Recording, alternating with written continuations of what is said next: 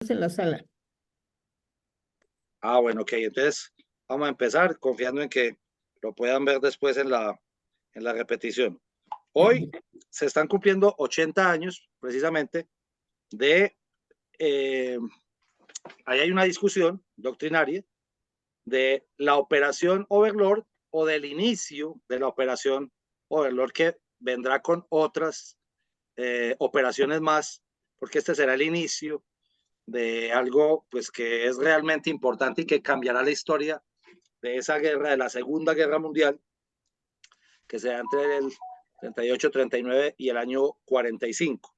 Entonces, se está celebrando precisamente en muchas partes del mundo, pero específicamente en Inglaterra, hasta el rey Carlos III, que estaba o que tiene un diagnóstico de enfermedad, salió para la celebración. Es bastante importante. Ha ido mucha gente de Europa a esas playas para esa celebración, aunque es en Francia.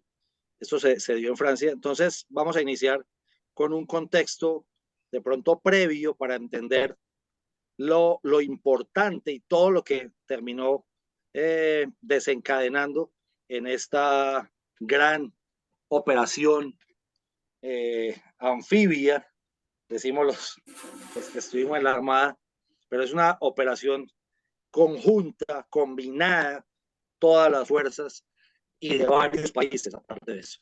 Entonces, bueno, voy a iniciar con la primera diapositiva. Esto se corre desde dónde? Aquí ya lo vi. Entonces, creo que es importante tener en cuenta los antecedentes británicos y los antecedentes de Winston Churchill antes de todo esto. ¿Por qué? Porque la operación se lanza, digámoslo así, desde precisamente desde desde territorio inglés, desde territorio británico. ¿Y esto por qué es importante? Pues porque básicamente lo que se estaba buscando era romper la hegemonía de del Tercer Reich en, disculpen un minutico, en Europa. ¿Y por qué había eso? Porque ellos pues se habían apoderado precisamente de lo que era Francia, de lo que era Bélgica, de lo que era eh, Holanda, Luxemburgo, y se había creado toda una barrera que le decían la muralla del Atlántico, más o menos desde Noruega hasta España. Pero estos antecedentes son importantes porque en el año 1915 hay una operación que es un gran fracaso para Inglaterra en la Primera Guerra Mundial. Esa operación se llama Galípoli. En esa operación de Galípoli, que murieron muchísimos ingleses, el primer lord del almirantazgo, hoy lo podríamos leer, ya esa figura hoy no existe, pero podríamos leerlo como, trayéndolo un poco más hacia América, como el secretario de Marina, lo que es el secretario de Marina de los Estados Unidos, que hoy todavía existe. En esa época ya existía una cosa que llamaba el primer lord del almirantazgo. Ese cargo lo ocupaba en la Primera Guerra Mundial precisamente Winston Churchill. Y ese gran fracaso prácticamente le acaba con la carrera a él. Y le acaba tanto con la carrera que hacen que inclusive él cambie de partido. Hay mucha gente que no sabe eso. Hay dos fracasos más de Inglaterra, que son la batalla de Somme en el 16 y la batalla de Passchendaele en 1917. Esos antecedentes siempre quedaron en la mente de Churchill porque, pues, evidentemente, él no se podía dar el lujo, luego de cómo llega él a ser primer ministro, ya cuando eh, se está perdiendo la guerra y la están perdiendo, o les declararon la guerra y estaban solos, no había entrado los Estados Unidos todavía a la guerra,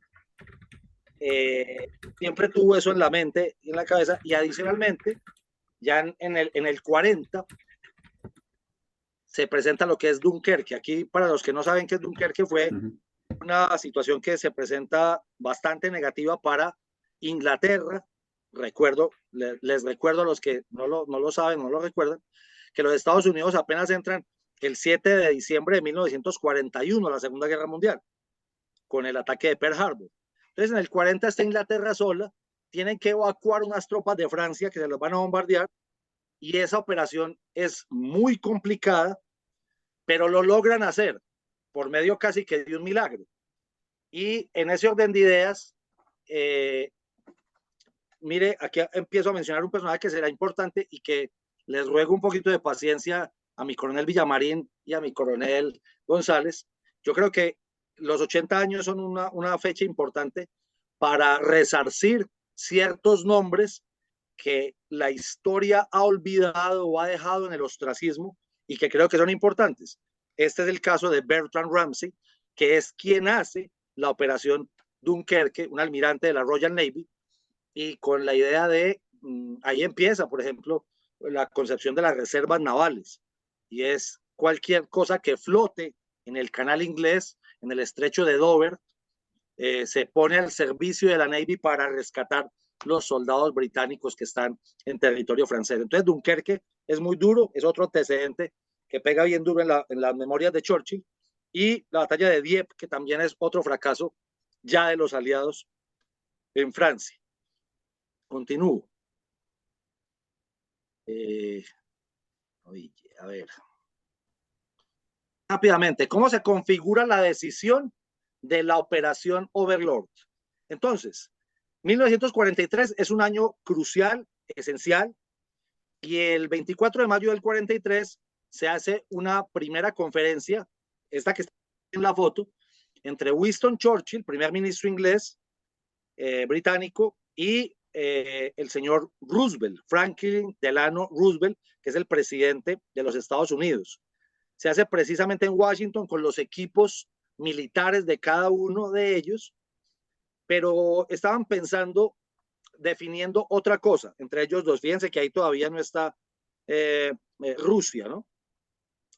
Ahí se ve ya una tensión porque Churchill había rogado durante muchísimo tiempo a Roosevelt que ingresara, que entrara a la guerra, y Roosevelt se demoró bastante hasta que vino pues el tema de Pearl Harbor. Entonces, esa primera reunión, se hablan de muchas cosas, se hablan del frente del Pacífico, pero pues los intereses británicos estaban metidos también con los franceses allá en el sudeste asiático, en todo el tema del estrecho de Malaca, estaba con el tema de Japón. Se trataron muchísimos temas, pero todavía no estaba configurada la decisión de cómo iban a romper ese cerco, esa muralla del Atlántico. Posteriormente, finalizando el año, se da una segunda cumbre, decirlo así, una segunda reunión, que es la reunión del Cairo. Esa reunión o esa cumbre del Cairo en Egipto, como ustedes bien saben, Egipto había sido un protectorado británico al canal del Suez, todo esto, y Churchill se siente como en su terreno. Ahí ya van, él viaja, él había tenido que viajar en la primera, en Trident, a Washington. Ya en esta, Roosevelt viaja a Egipto, pero se siente como un territorio británico, o protectorado británico, y también va un personaje supremamente importante, que es Chiang Kai-shek, en representación de China Taipei, que mire que hoy todavía está agitado eso. Como ustedes saben, a mí me gusta recomendar libros cada que hago alguna exposición acá en la fundación. Hoy les voy a recomendar muchísimo este libro, no sé si lo había recomendado ya, no sé si alcanza a ver ahí, ¿cómo se llama? ¿Alguien lo puede leer? Sí, La perfecto. Rusia soviética en China. Sí, la Rusia soviética en China, precisamente de Chiang Kai-shek. Es un gran libro, queda muy recomendado, aquí queda también en la grabación, y es el relato completo del señor Chiang Kai-shek, del señor general Chiang Kai-shek, de cómo Rusia, por medio de toda la visión, también el gramscianismo, que ya habían traducido los cuadernos luego de que había muerto Antonio Gramsci, entra a China y todo lo que hace después Mao Zedong, y cómo se divide después ese marxismo pro-soviético del marxismo pro-chino. Pero ese no es nuestro tema. Unos días después, apenas una semana después, esto es, en los últimos días de noviembre del año 43 y los primeros días de diciembre, se da una cumbre que es supremamente importante, porque ya no solamente están Churchill y Roosevelt, sino que ya se integra por fin el señor Stalin, el señor Joseph Stalin. Entonces, que Stalin, como todos ustedes saben, pues es un apodo que era el hombre de hierro.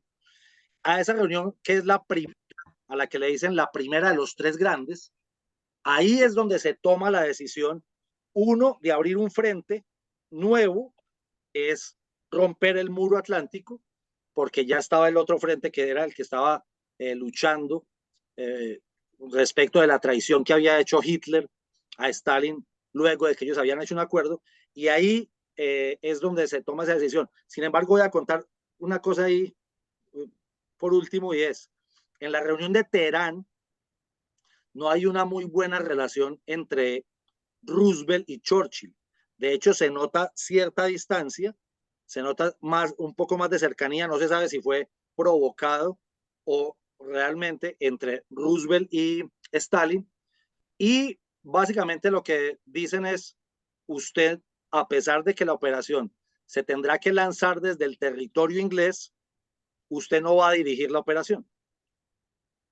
Algo que hizo sentir mucho a Churchill, y se van a dar cuenta de cómo eso después trae unas consecuencias en la escogencia de los líderes que van a dirigir la operación y de cómo adicionalmente la resistencia francesa en cabeza de Charles de Gaulle, que estaban en Inglaterra, terminan afectando el ambiente nacional para poder tomar decisiones. Entonces, la decisión es clara, hay que romper el muro atlántico, y ese muro atlántico estaba liderado por el gran zorro del desierto, Erwin Rommel, que estaba ahí precisamente al frente de esas barricadas y de los espárragos playeros que todos hemos visto pues en tantas películas sobre esta operación que hoy cumple 80 años. Voy a continuar muy cortamente. Los previos al día de, entonces la escogencia de los líderes militares, mire qué curioso. Quien lidera la operación, a pesar, como lo dijimos ahorita, a pesar de que va a ser lanzada desde territorio británico, es un americano. Uno, Dwight Eisenhower. El apodo Ike.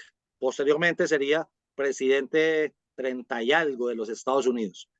En la planeación ponen a un británico, general, ojo, fíjate que la operación tiene tantos visos navales porque realmente lo que se quiere es atravesar con tropas, muchas tropas, el canal inglés o el estrecho de Dover y poner esas tropas en territorio francés para que empiecen el hacia Berlín y a conquistar las posiciones, reconquistar Francia, reconquistar Bélgica, reconquistar Holanda, Luxemburgo, todas las posesiones que se tienen ahí.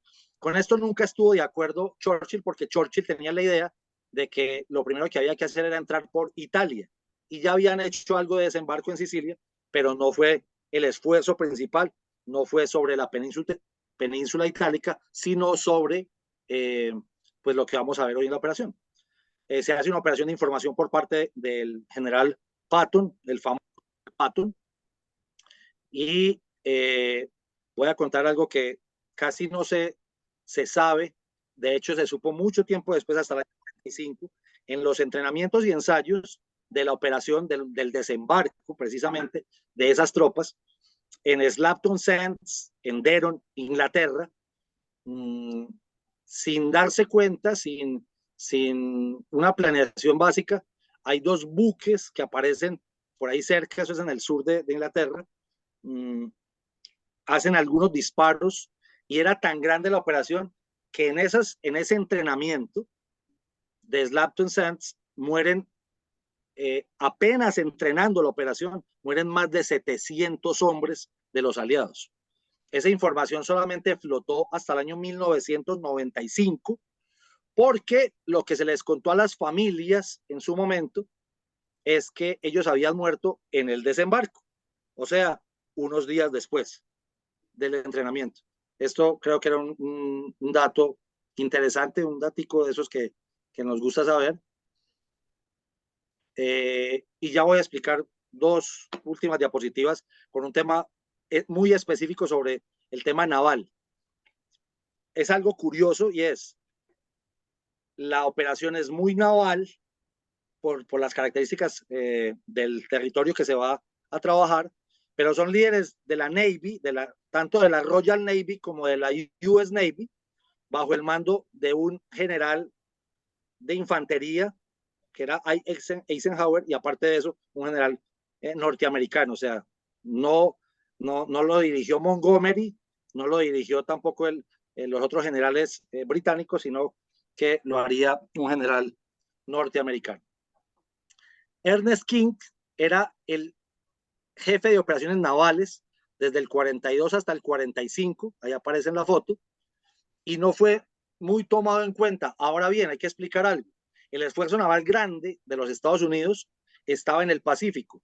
Allá estaban los almirantes Chester Nimitz, los generales Raymond Spruance, el Toro Halsey, estaban Arleigh Burke, los grandes almirantes de la Navy, de la US Navy, de la Marina de los Estados Unidos, estaban con todo el esfuerzo en el Pacífico, incluso al mando de otro general de ejército, Douglas MacArthur. Pero, como lo dije inicialmente, creo que es importante reconocer el trabajo tan grande del almirante Bertrand Ramsay, de la Royal Navy, y por qué lo pusieron al frente de la operación naval, porque ya había hecho las operaciones Torch y la operación Husky, que eran desembarcos anfibios, uno en el norte de África, otro precisamente en Italia, en el sur de Italia, y dirigió toda la maniobra desde el HMS Belfast. Ese es el almirante Bertrand Ramsay, que infortunadamente, iniciando el año 45, por allá el 2 de enero, tomó un avión para unirse con el general Patton en Bélgica, y hay una falla del avión, una falla técnica, y muere infortunadamente. Esa muerte hace que casi que pase al ostracismo este gran oficial de la Marina Británica, pero creo que es un momento bueno para hacer ese reconocimiento. Se dividieron en las 5 playas, que se las voy a mostrar ahorita más adelante en la diapositiva, creo que es la que sigue, y dentro de las 5 playas se dividen en las 2 playas norteamericanas, por decirlo así, que le tocaban a las tropas norteamericanas, fueron Utah y Omaha, quedan al mando del almirante Kirk. Eso se lanza la operación desde Portland, en Inglaterra, pero Kirk, fíjese que también tristemente pasa un poco al ostracismo, porque se confunde el almirante Kirk con el almirante Kirk de Viaje a las Estrellas. Entonces, casi nadie conoce al almirante Kirk verdadero, porque terminó tragándoselo una serie de televisión. Y el otro, que le tocan dirigir la operación de las otras 3 playas, Sword, June y Gold, es un gran almirante de la Royal Navy, que es Sir Philip Louis Vian. Él dirige esas otras 3 ataques a las otras 3 playas con tropas británicas y tropas canadienses. La playa Sword y la playa Gold se hace con tropas británicas, y la playa June se hace con tropas canadienses, y se hace el lanzamiento de las operaciones desde Portsmouth, Southampton y desde la isla de Wake. Ya estoy acabando para que haga la intervención mi coronel Villamarín. La flota naval básicamente eran 6.939, casi 7.000, pero ahí hay una confusión con los datos, y con los datos desde los medios de comunicación, desde los documentales, desde los libros. Entonces dicen 6.000, dicen casi 7.000 navíos. Pues específicamente no eran navíos, porque 4.000 de ellos eran estos embarcaciones que estamos viendo, que eran los donde se transportaban los vehículos, o sea, buques de desembarco. Entonces, uno podría afirmar que eran buques de guerra, pero pues más que buques de guerra eran buques de transporte. Uno, de transportes de material y de transportes de elementos, de transportes de vehículos también, y otros de transportes de tropa. Entonces, no podríamos afirmar que los 7.000 eran buques de guerra. Buques de guerra eran como el que estuviéramos viendo aquí en la izquierda de la pantalla, que eran de la clase tribal, eran destructores de la clase tribal, que fueron los que hicieron la operación de bombardeo de costas. Es una operación especial que se hace en contra de las baterías, tanto antiaéreas como en contra de las tropas de superficie. Entonces, y adicionalmente, había tanta logística que habían 15 buques hospital. Entonces, miren pues,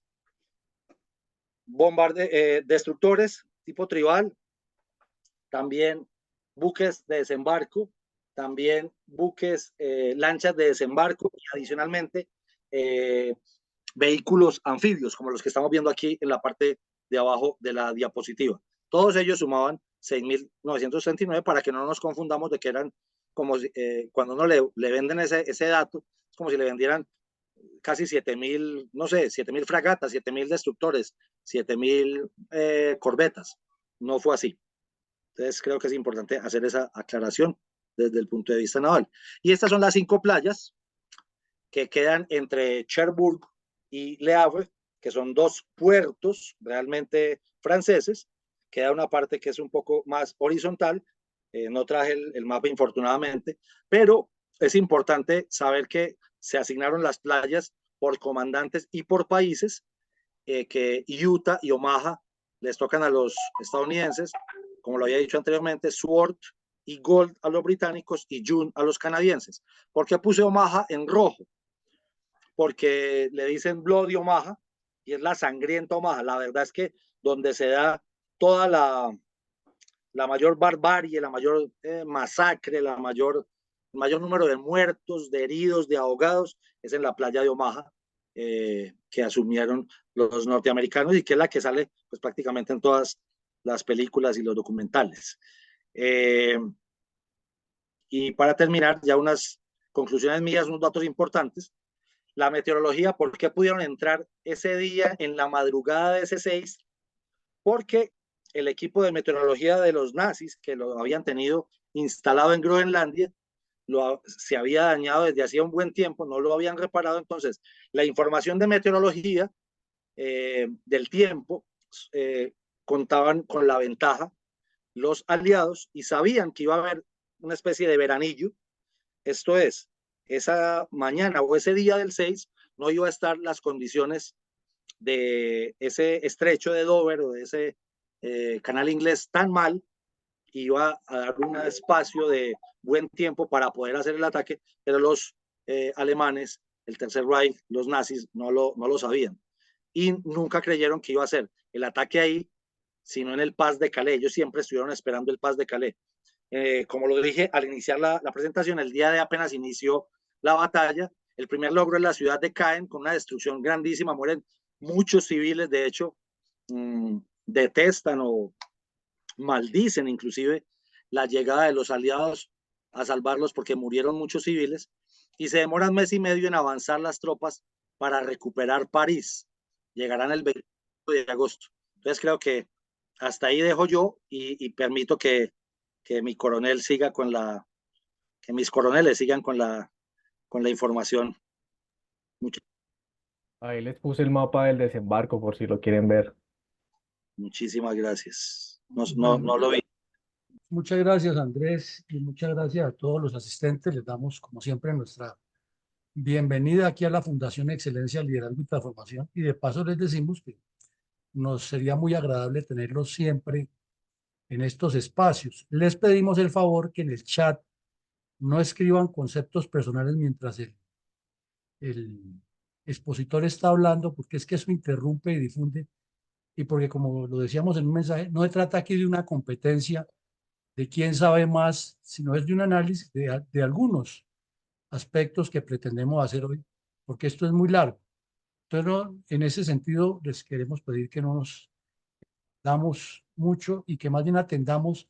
Y lo mismo que cuando vengan las participaciones, ojalá sean preguntas, no conferencias dentro de la conferencia, ni una competencia de ego, saber quién sabe más y quién se sabe la marca del fusil y el número de la bayoneta del soldado que ocupó la última trinchera, ni nada de esas cosas, sino que vayamos a lo esencial, lo fundamental de qué significa eso.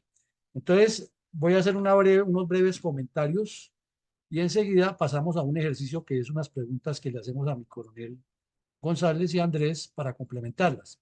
Entonces, el primer comentario es que ha habido una competencia siempre, que fue una operación naval. No, no fue una operación naval, fue una operación conjunta, y que fue estructurada dentro de un programa en el cual el que puso la plata y puso la mayoría de recursos impuso las condiciones.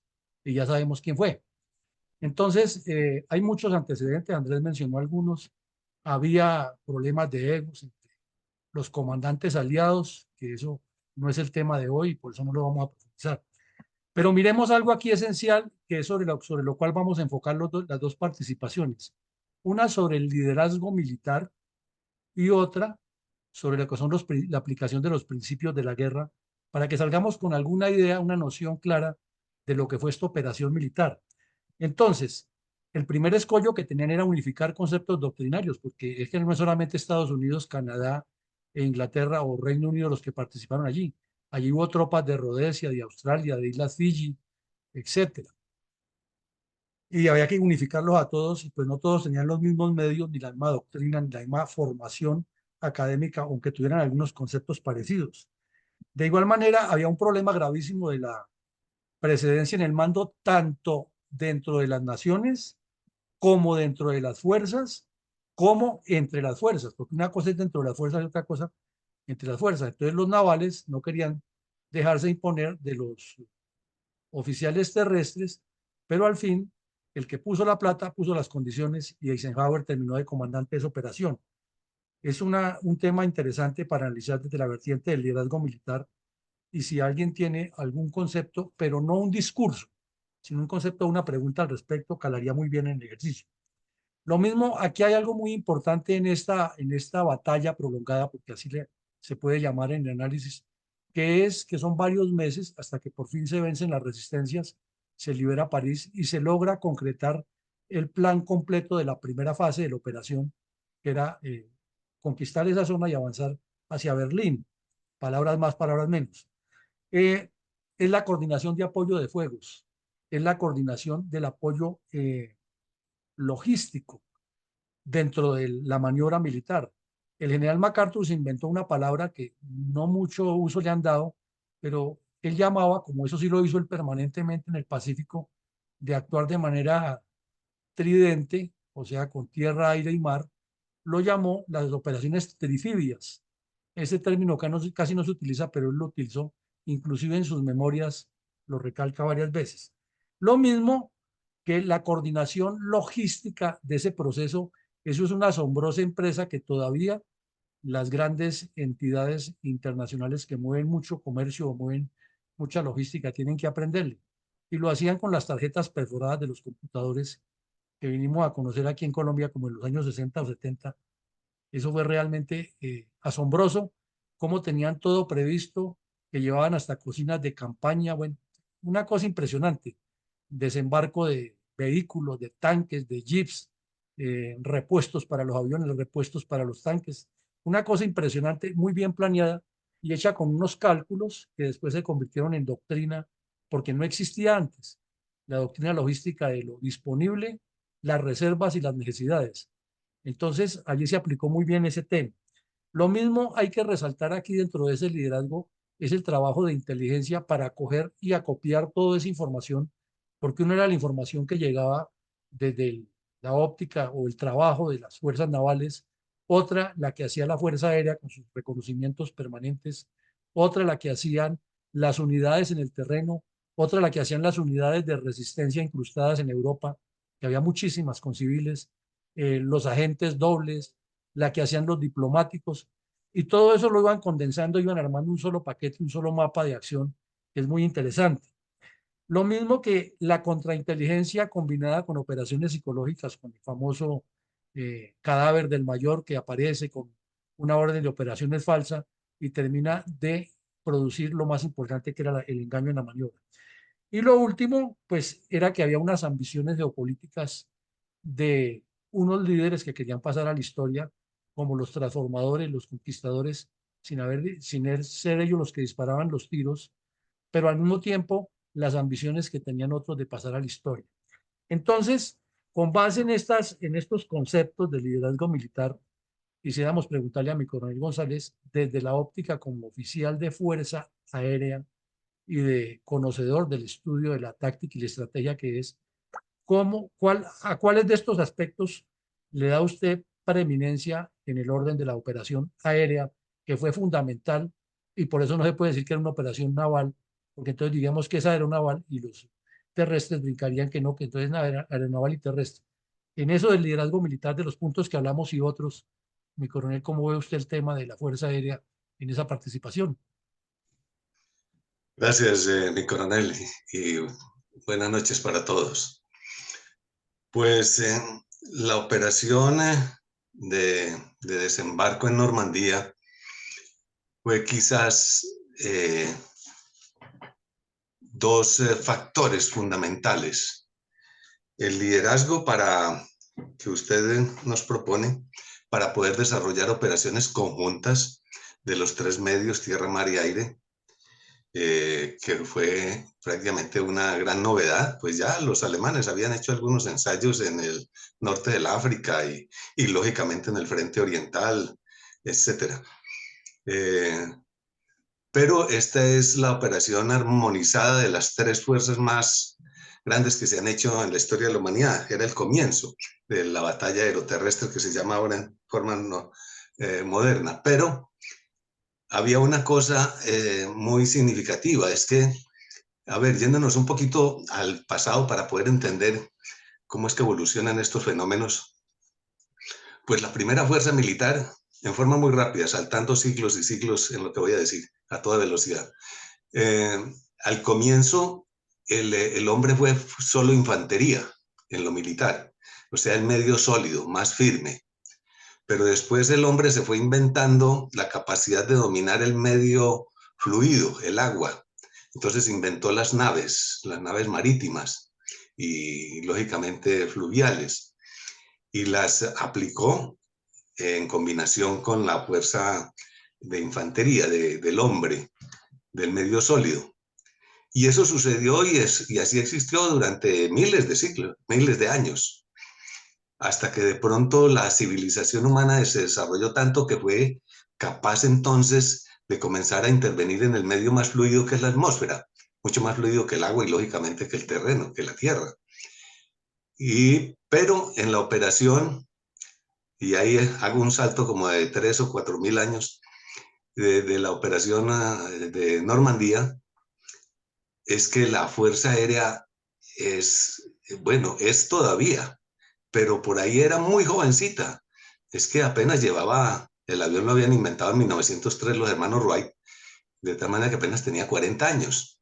Pero en 40 años se desarrolló a una velocidad tan impresionante que entonces podemos ver lo que estaba narrando mi capitán y mencionó mi coronel, que cómo transportar tropas a toda velocidad y en altura para llevar paracaidistas, lanzar abastecimientos, bultos de carga, de munición, de armas, etcétera, desde el aire, para abastecer esas tropas que fueron en avanzada, que se iniciaron, como lo dijo mi coronel, por la noche y siguieron durante el día, miles de aviones muy bien armonizados, porque eso había que montar un puente aéreo que era inclusive hasta muy característico, no tenía el origen de donde salían los aviones, es al mismo tiempo era el destino, porque iban, lanzaban, no aterrizaban y regresaban. Y así en una rotación continua, entonces había que tener una autopista donde habían unos, digamos, policías de tránsito muy bien dirigidos para controlar ese flujo aéreo. Entonces, pero todo funcionó tan bien que se demostró la gran capacidad, no solamente en el medio marítimo, sino también en el medio aéreo, con tanta juventud que había en ese momento, y que todo se hacía a punta de hélices y pistones y motores ruidosos y que vibraban mucho y en fin, etcétera. Todavía estaba muy elemental comparado con lo que tenemos hoy en la vida moderna, pero sin embargo lo hicieron. De tal manera que ahí está demostrado lo que mencionaba mi coronel del liderazgo. cómo poner de acuerdo a tantas personas en un ambientes tan complejos, culturas diferentes, maneras de pensar diferentes, inclusive hasta en el idioma, porque, por ejemplo, los aviones necesitaban mucha información de lo que mencionaba mi capitán, de la parte meteorológica. Ellos necesitaban preguntar, por ejemplo, saber antes de despegar si el destino donde iban a lanzar los paracaidistas o las cargas estaba bajo niebla, que era uno de los inconvenientes que había en los días anteriores, que si estaba muy bien, bueno, la navegación era bastante precisa ya, y había que lanzar, digamos, 30 o 40 paracaidistas por parte de un avión y estar seguros de que era más o menos el lugar donde debían ellos aterrizar. Entonces había niebla, bruma, no buena visibilidad horizontal ni vertical, de tal manera que todo eso demuestra entonces cómo se había desarrollado la ciencia militar, de tal manera que con armas muy antiguas, como la terrestre y la marítima, podían armonizarse con la aérea tan joven.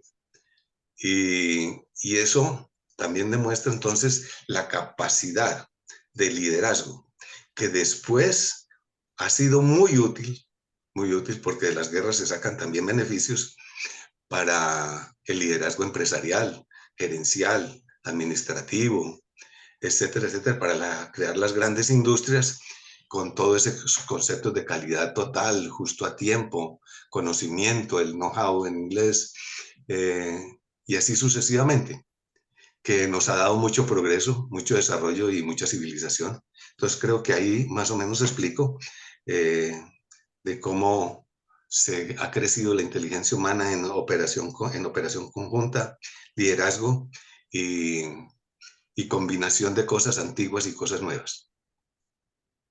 Bueno, gracias, mi coronel. Entonces aquí viene un elemento importante con el cual vamos a consultarle a Andrés su punto de vista.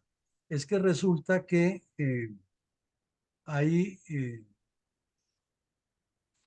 dentro de las operaciones militares, cuando se planean en ese planeamiento, se hace lo que se llama el apoyo de fuegos. Usualmente, pues en las fuerzas terrestres casi que esa responsabilidad se le descarga a las unidades de artillería y algo le entregan unos calcos a las unidades de infantería para que apoyen con fuego de morteros y armas pesadas, y a los de ingenieros para que elaboren el plan de barreras o el plan de contramovilidad. Pero aquí estamos hablando de algo que descubre, como lo dice mi coronel González, lo trae a la ciencia militar y a la aplicación de la ciencia militar, que es el plan de fuegos coordinado, combinado directamente con el manejo logístico, que es otra cosa impresionante aquí, de ver la capacidad de estos hombres para organizar la operación. ¿En qué consiste?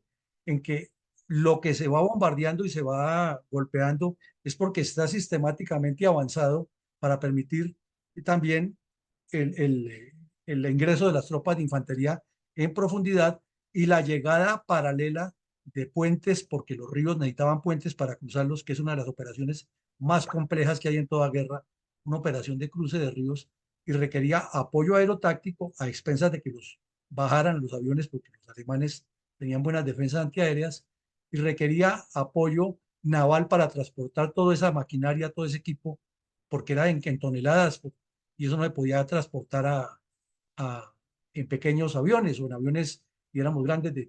Entonces, mi coronel, mi capitán Úsuga, ¿cómo considera usted que concibieron ese plan de fuegos combinado con el plan logístico y con el trabajo de inteligencia para no ir a meterse en un sitio donde los volaran en pedazos? Gracias, mi coronel. Usted me permite decir algo que creo que no lo dije ahorita y que es súper importante.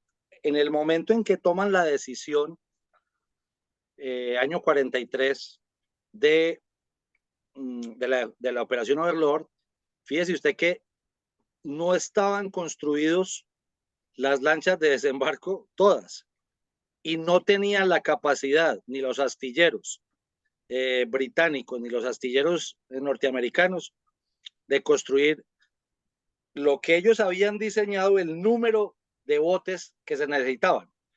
Entonces, fíjese pues la capacidad logística que alcanza un Estado industrializado, ¿no? Porque es que si el Estado no está industrializado, no es capaz de dar esa respuesta en el momento en que se requiere, porque pues uno le dice, necesito 4.000 lanchas de desembarco, se las entrego en 10 años.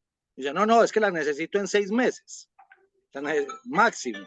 Entonces se vuelve algo muy interesante porque, discúlpeme, yo cuelgo aquí. Entonces, eso adicionalmente a que los buques de guerra que llevan o que van a hacer la operación, básicamente son el apoyo de fuego, como lo decía mi coronel, de dos cosas. Uno, del desembarco de las tropas de infantería, y dos, del desembarco de los equipos, porque es que lo que no podían era dejarlo uno o lo otro, tenían que hacer las dos al tiempo. Uno, si yo bajo mucha tropa, pero la bajo sin los equipos, si la bajo sin los carros de combate, si la bajo sin los tanques, si la bajo sin las maquinarias, sin los puentes, sin los repuestos, sin la maquinaria auxiliar, pues no hice nada.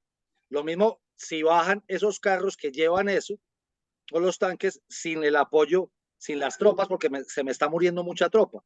Y la verdad es que habían hecho unos cálculos logísticos en los que se les iba a morir en esos días, o en ese primer día, más o menos de 25.000 a 30.000 soldados. Se desarrolló también el asunto que fíjese algo,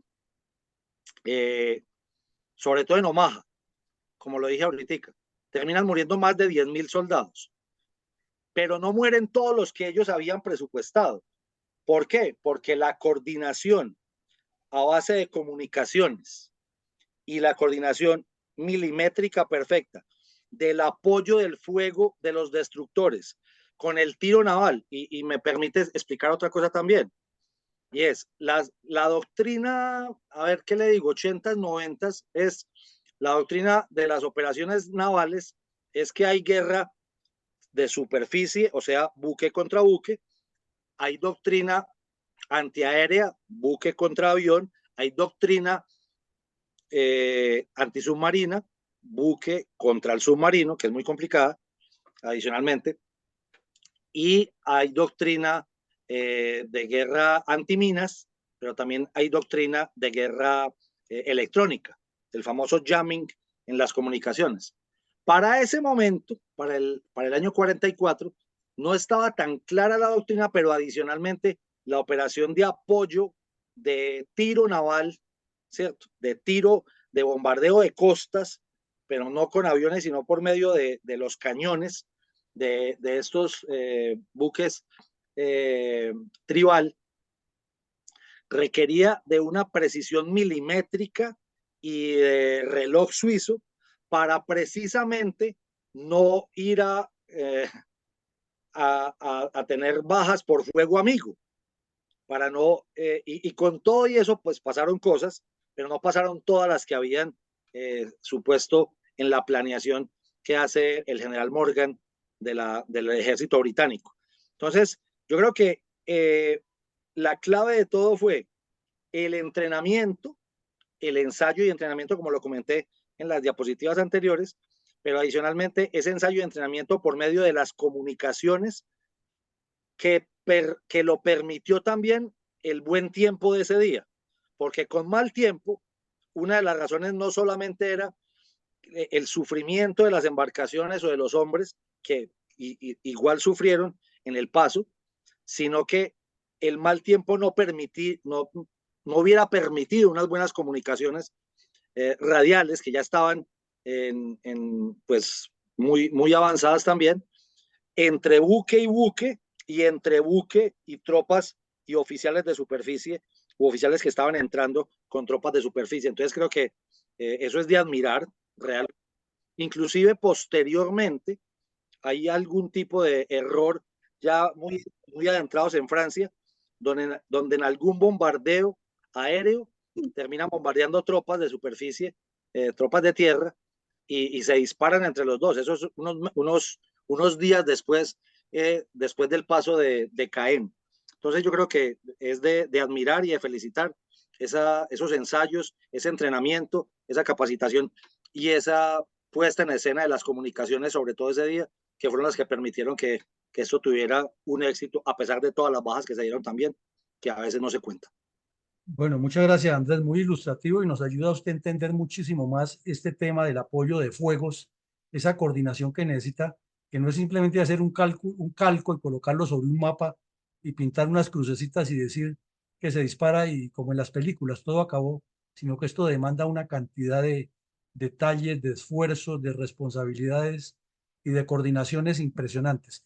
Pero le vamos a preguntar a mi coronel González algo que él sabe muchísimo y que nos va a ilustrar aquí y nos va a deleitar, y es que usualmente en las guerras hay una cantidad de héroes que nadie los identifica, que hacen unos trabajos que pasan casi desapercibidos, pero que son decisivos.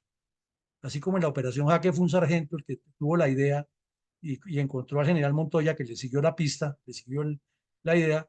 Aquí hay una cosa, mi coronel González, que usted sabe muchísimo de eso, que son los señores de la Fuerza Aérea Aliada, de las Fuerzas Aéreas Aliadas, que hacían los reconocimientos y filmaban las películas y hacían la aerofotografía, y tenía que ser en un proceso que no lo conocía la humanidad, que era prácticamente al instante, no existía la comunicación de ahora que tenemos los cibernéticos, sino que era llegar, traer esas cintas a toda carrera, convertirlas y llevarlas a los laboratorios. Explíquenos eso, mi coronel, cómo incidió eso para que las operaciones, para que sí, el flujo de esa operación fuera tan efectivo y ayudar a las unidades de tierra a salvar muchas vidas. Con mucho gusto, mi coronel. Pues resulta que, bueno, ahora se comenta muy coloquialmente sobre el oficio de los corresponsales de guerra. En ese tiempo también todo era casi que improvisación, bajo ensayo-error, aprender haciendo, más o menos siguiéndole y démosle crédito hasta al enemigo, al general Rommel, que siempre decía, no, es que aquí todo lo planeamos muy bien, perfecto, como usted dice, en la carta y en el mapa y todo eso, pero cuando empieza la batalla es tanta la hecatombe y el desorden que nada de lo que se planeó muchas veces se puede aplicar. Y quien gana el combate es aquel que improvisa con más ingeniosidad. Y eso ya corresponde entonces a niveles del táctico, ya no es el estratégico, y mucho menos el político, que está muy lejos ya.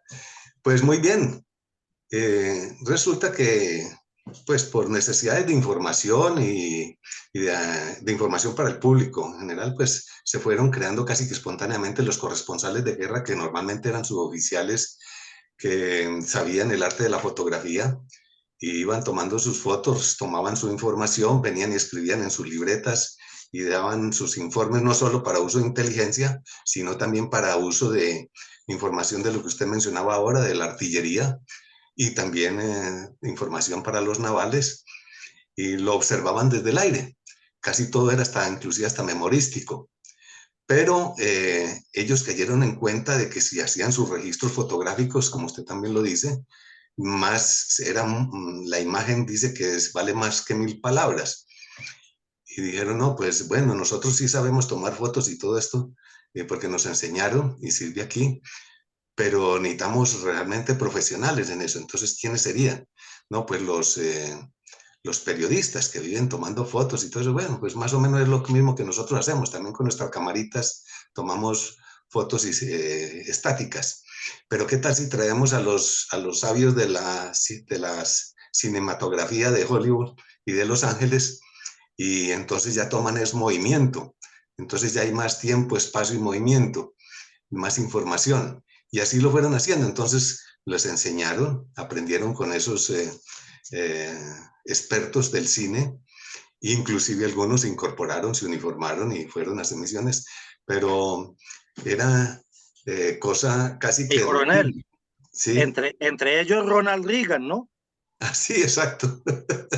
El después presidente de los Estados Unidos. Buena acotación, sí, correcto. Y entonces era normal ver en unos avioncitos pequeños, ya no eran grandes bombarderos ni aviones de transporte lanzando paracaidistas, sino unos furtivos avioncitos rápidos que despegaban con el suboficial y sus cámaras y sus equipos y sus cosas ahí al hombro, se acostaba casi que en el piso del avión y por un hueco iba filmando por dónde recorría el avión.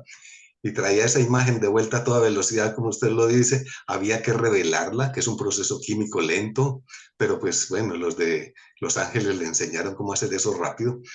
Y después sacar muchas copias para enviarle a los artilleros, a la Fuerza Naval, a las tropas, porque no, que es que 150 soldados aterrizaron en el desembarco aéreo, los paracaidistas, 20 kilómetros más al sur de donde debían haber estado, entonces ya están en riesgo contra el enemigo porque las mismas fotos revelaron que habían emplazamientos y trincheras y todo eso alemanas en esa dirección, entonces hay que informarles rápido que desvíen hacia otro lado, pero que siempre conserven la dirección hacia el al blanco que se les había asignado y que es su misión, y así sucesivamente. Y también para los pilotos, ¿verdad? Los pilotos corrijan tal cosa porque es que hay mucho viento en tal dirección y la deriva les desvía las cargas y los paracaídas se desvían en tal sentido, entonces el viento predominante y etcétera. Eso tiene muchas cosas. Pero era simpático verlos acostados ahí en el suelo del avión entre esos aviones pequeños o mirando por las ventanillas o tratando de improvisar sitios de buena posición de visibilidad y todo eso para traer esa información rápido y oportuna. De tal manera que eso después sirvió esas lecciones aprendidas en forma tan artesanal para ya lo que ahora tenemos, que es inteligencia electrónica, satelital, celulares. En ese tiempo no habían celulares para tomar videos como ahora los jóvenes se divierten con sus videos personales o lo que sea. No, no, eso era todo, pero ellos muy silenciosamente fueron héroes de guerra. Bueno, mi coronel, muchas gracias, muy amable. Entonces ahora para 2 minutos para cada uno. ¿A qué le atribuyen ustedes que estamos hablando de liderazgo en las operaciones? ¿A qué le atribuyen ustedes, primero mi coronel González y luego Andrés, el éxito que tuvieron con los grupos de resistencia que fueron muy bien organizados? En una situación en que había un espionaje alemán terrible y que le cortaban la cabeza al que se opusiera, y eso se dirigía prácticamente desde Londres o desde Polonia, en la misma al sur de Francia, de manera muy secreta. Entonces, ¿a qué le atribuyen ustedes ese éxito del liderazgo, Joel González, en 2 minutos? Hay un liderazgo muy valioso, pues existe en mi opinión, muy valioso, que también inclusive pasa un poco desapercibido. Resulta que había otro comandante militar que, bueno, como lo que mencionaban ustedes ahora al comienzo, que quería resurgir, quería también tener mando, se interesaba por su patria, por su pueblo, pero no tenía ni dinero, ni muchas tropas, ni nada de eso, pero hizo una labor muy valiosa, y es el general de Gaulle. Él logró coordinar mucho la resistencia, que usted la acaba de mencionar. Lógicamente, pues tenía sus tropas que hablaban francés, así no fueran muchas, tanto que inclusive prácticamente no se mencionan en el desembarco de Normandía ni nada de eso. Pero él tenía enlaces con líderes de la resistencia que estaban escondidos en las fincas, en las casas de campo.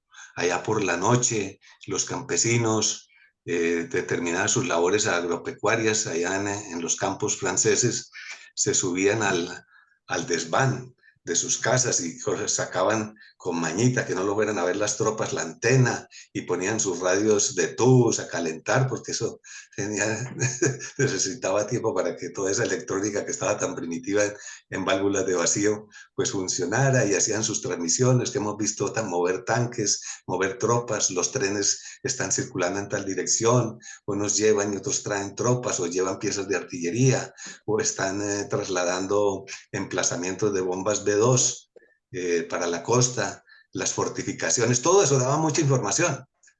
Entonces, ese liderazgo, a pesar de que no era de magnitud, de gran preponderancia, de gran desarrollo, le permitió al líder de Gaulle colaborar mucho para todas esas operaciones, no solo la del día del desembarco, sino también para los movimientos de tropa posteriores que vinieron. De tal manera que no hay liderazgo pequeño, no se puede ignorar, porque eso sería caer en lo que criticó muy bien el capitán Norman Dixon, que escribió un libro muy interesante sobre la psicología de la incompetencia militar, que es esa tendencia de que si viene el cabo o viene el soldado y me dice tal cosa, yo no le creo porque es cabo o es soldado.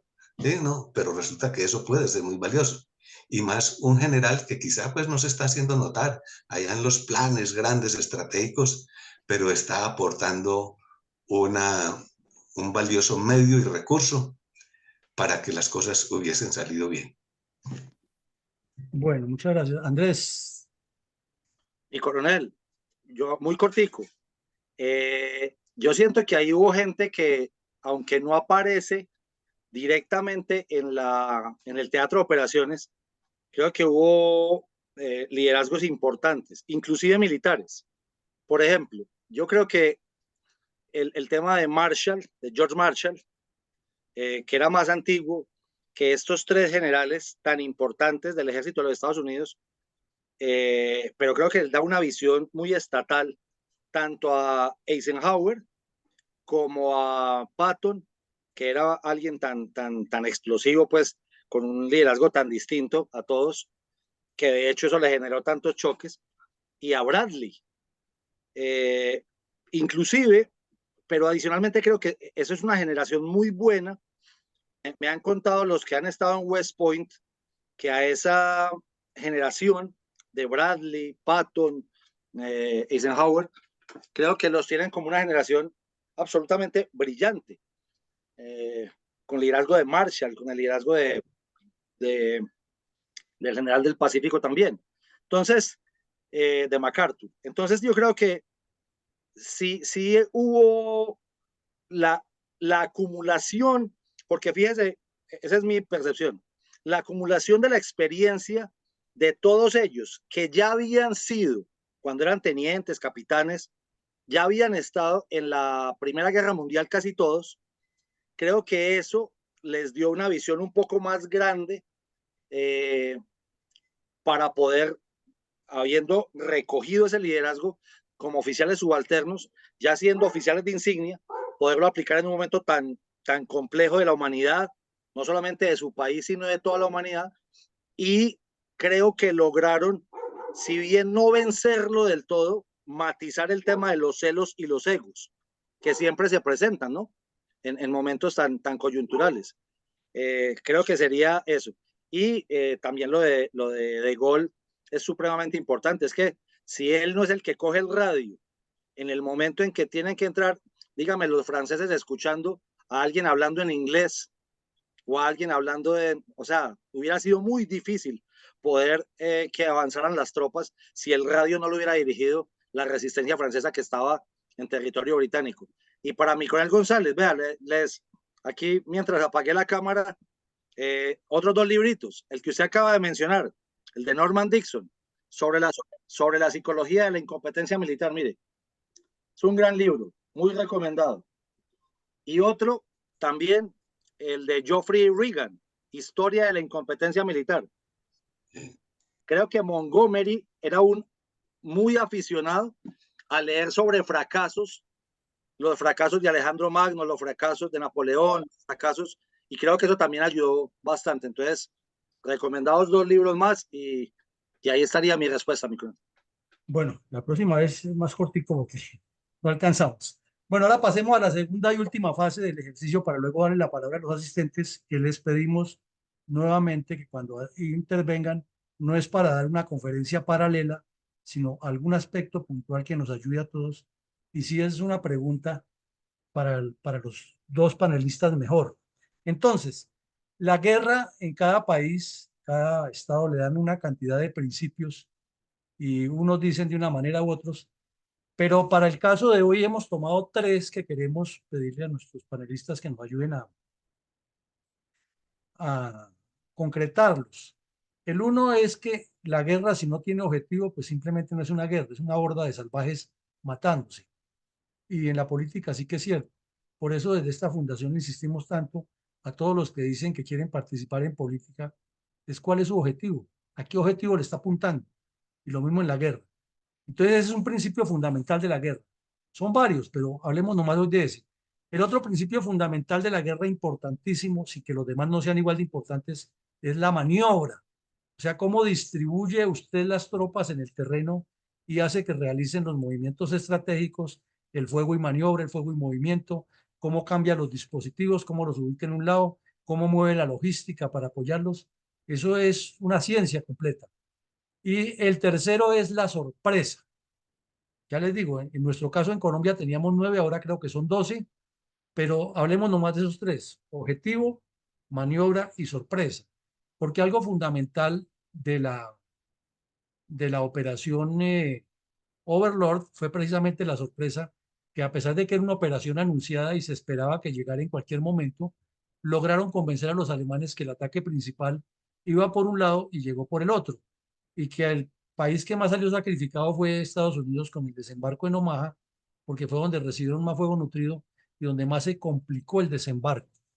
Entonces, eh, comencemos por usted, Andrés, pero más cortico, no tan largo. De las tres, maniobra, seguridad maniobra, sorpresa y objetivo, ¿cuál consideraría usted en esta operación tan esencial que fue fundamental para que eh, los demás principios de la guerra llevaran al éxito que transformó la Europa después de la Segunda Guerra Mundial?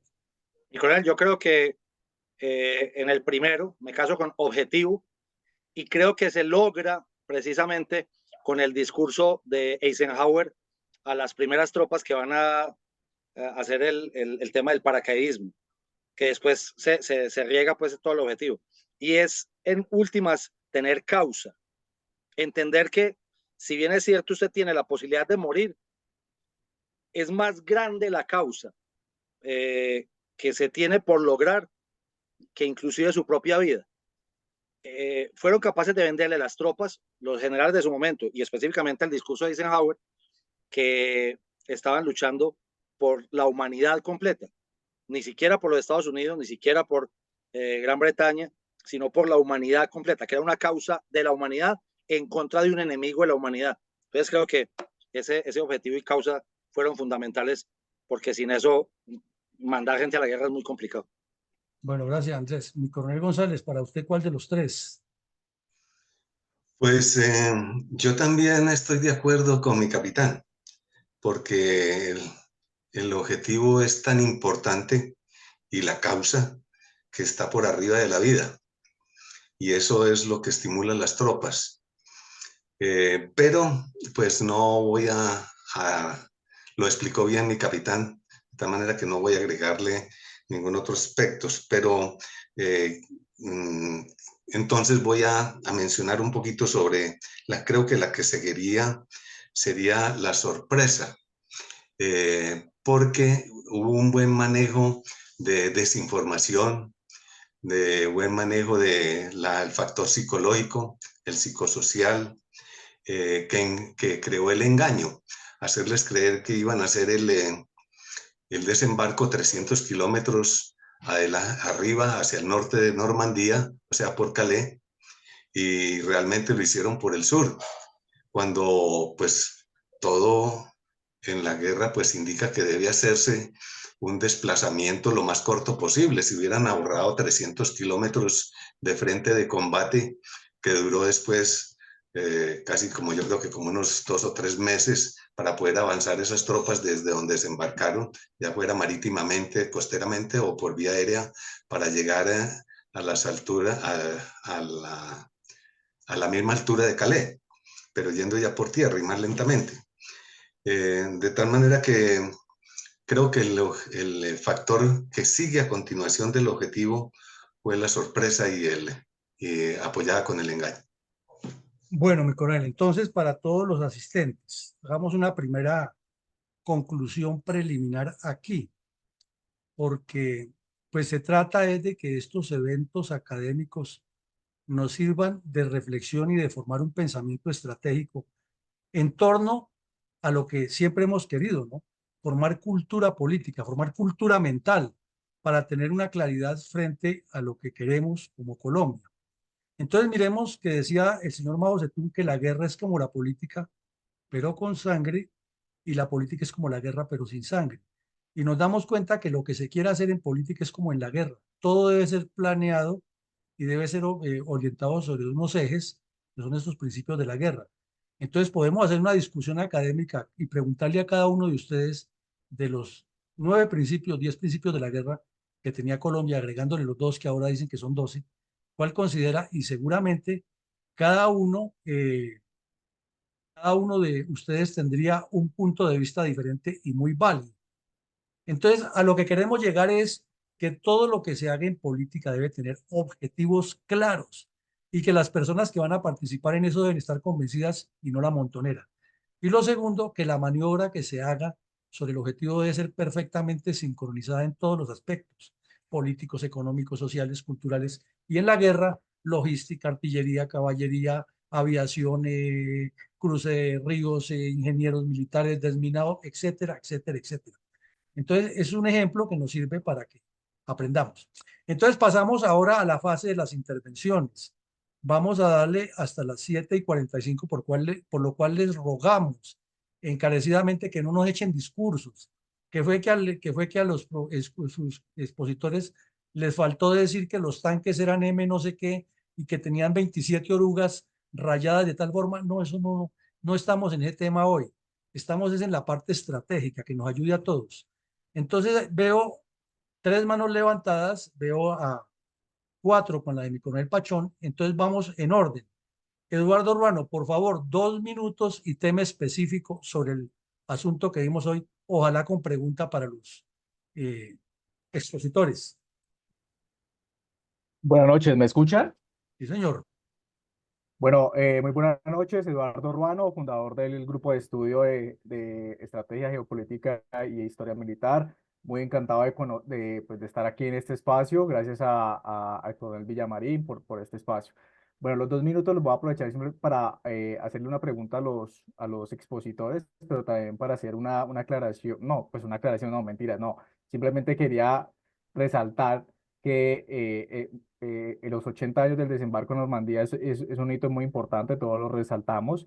Y sí y antes, por el contrario, no quiero elogiar, no sé si es la palabra elogiar, pero el ejército alemán para la época del desembarco en Normandía era muy distinto al ejército alemán de 1939 a 1940. Pues ya ustedes saben que los rusos están avanzando por el oriente, pero bueno, mi pregunta es, yo no les quiero llevar al coronel González y al capitán Úsuga a hablar de la parte estratégica, sino que quiero hacerles una pregunta, es, ¿cómo ustedes se imaginarían si ustedes fueran generales alemanes del ejército alemán para poder replegar o detener el desembarco en Normandía? Porque todos sabemos de que el desembarco en Normandía fue, pues en su gran mayoría fue un éxito, pues por lo que se logró el objetivo, se logró, pues digamos, gran parte de lo que se quería, que era tomar las playas. Pero si ustedes fueran un general alemán, capitán Unzuga y coronel González, ¿cómo ustedes se planearían para detener ese avance de ese desembarco? Muchas gracias. Ah, bueno, lo último es que algo muy importante y es para aportar a lo que dice el coronel Villamarín del pensamiento estratégico es el liderazgo descentralizado jugó un papel muy importante en la Segunda Guerra Mundial. Cuando hablo de liderazgo descentralizado es que el ejército de las fuerzas aliadas tenían un poco más de flexibilidad sus generales a la hora de tomar decisiones, muy distinto a la toma de decisiones del ejército alemán, que todo era centralizado por Hitler. Mientras que las fuerzas aliadas sí tenían un liderazgo más descentralizado a la hora de tomar decisiones que les permitiera cumplir su objetivo, que es lo que están hablando. Muchas gracias, coronel Villamarín.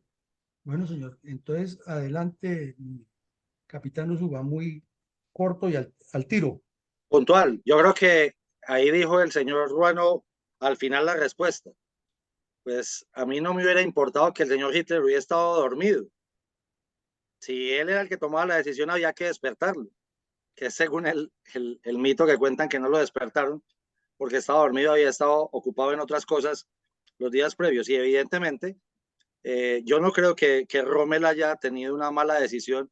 Creo que la mala decisión venía de una acumulación de errores de la Reichstag que estaba en Berlín y no de quien estaba al frente de la muralla del Atlántico, para ser bien sincero. Mi coronel González. Pues, mi coronel, no había tanta libertad de toma de decisiones.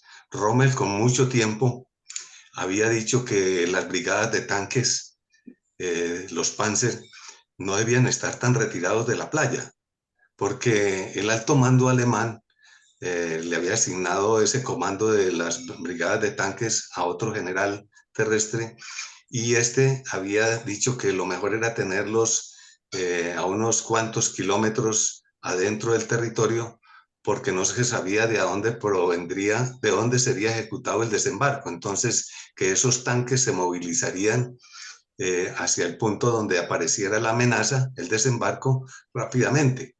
Y resulta que eso no fue cierto. Primero, los tanques no eran tan veloces como los de ahora, ni habían tantas carreteras, ni vías, casi que tenían que transitar por los campos de cultivo y los árboles. Y segundo, tampoco eran tan flexibles como para reaccionar de esa manera, de tal manera que había limitaciones. Por eso fue que Rommel tuvo que poner tantos obstáculos pasivos en las playas y fortificar las playas con emplazamientos de artillería y todo eso, pero que eso era muy lento, pues, hacer estructuras de concreto. Y segundo, entonces no era factible tener un liderazgo conjunto, porque en esa forma había una separación entre los alemanes, entre las tropas estatizadas, o sea, digamos, no, emplazadas en la costa, y las tropas retrasadas, y mucho más las de tanques que no estaban bajo su mando, sino que se tenía que acoger a lo que decidiera el alto mando alemán con respecto al comandante de esas brigadas de tanques. Bueno, mi coronel, muchas gracias. Muchas Jaime gracias, coronel, Valencia, muchas gracias, capitán. Jaime Valencia tiene la mano levantada, entonces le pedimos muy concreto, Jaime, la pregunta para que puedan intervenir todos los que han pedido la palabra. Bueno, señor, muchas gracias. Buenas noches para todos. Quiero dar un concepto, no sé si los dos expositores van a estar de acuerdo conmigo, pero pienso que la presencia del general Montgomery fue muy importante. Ya mi capitán Usuga había dicho que era el hombre que le encantaba leer de las lecciones aprendidas, pues muy cierto.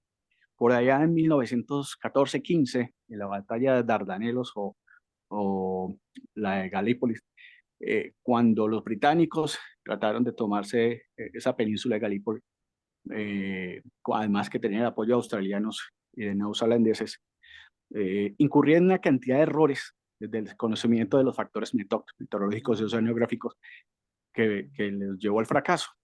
Y esas lecciones aprendidas precisamente es lo que aprovechó Montgomery, porque él era encargado, digamos, de la parte terrestre en el desembarco para llevar las tierras de proyección del poder de fuego al interior.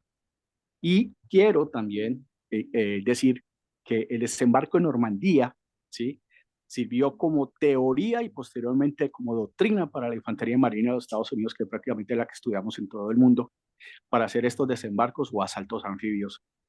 Ya hoy en día existe una administración total de todos los conectores de superficie que entran a las plataformas de superficie, y valga la redundancia, como también cómo se va a instalar el componente anfibio y cómo va a actuar con el componente naval. Los dos, digamos, jefes o comandantes, el uno un señor almirante y el otro un señor general, tienen una serie de protocolos ya preestablecidos donde dice qué decisiones se toman conjuntamente, cuáles toma el componente de infantería marina y cuáles toma el componente naval. O sea, el desembarco en Normandía dio demasiadas teorías que posteriormente se convirtieron en doctrinas muy importantes para que muchas marinas del mundo, entre esos la de Colombia, pues la utilice cuando se hacen ejercicios de asalto o de desembarco anfibio. Eso es mi intervención, señor. Gracias. Bueno, mi coronel, ¿algo para agregarle, Andrés? No, no, señor, absolutamente de acuerdo, y se ve que sabe de qué está hablando, porque esa es la doctrina actual verdaderamente, y evidentemente salió precisamente de esa operación. Y mi coronel González, algo muy concreto al respecto.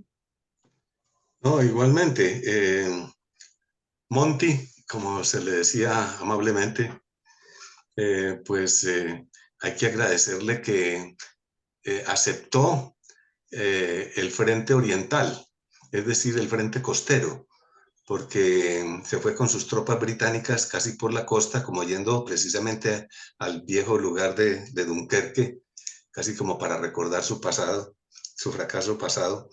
y aunque fue retenido, porque es que precisamente se fue por donde estaba toda la instalación alemana, todos los emplazamientos, de tal manera que después inclusive le tocó pedir ayuda a Eisenhower, porque se vio en las duras y las maduras. Pero bueno, un comandante que acepta, inclusive con fuerza no tan grande como la norteamericana, sino menor, pero el frente más es más guapo, digamos, o más bien fortalecido por los alemanes, y lo hizo. El que pintaba más desfavorable, mi coronel. Eso, usted me ayuda con las palabras.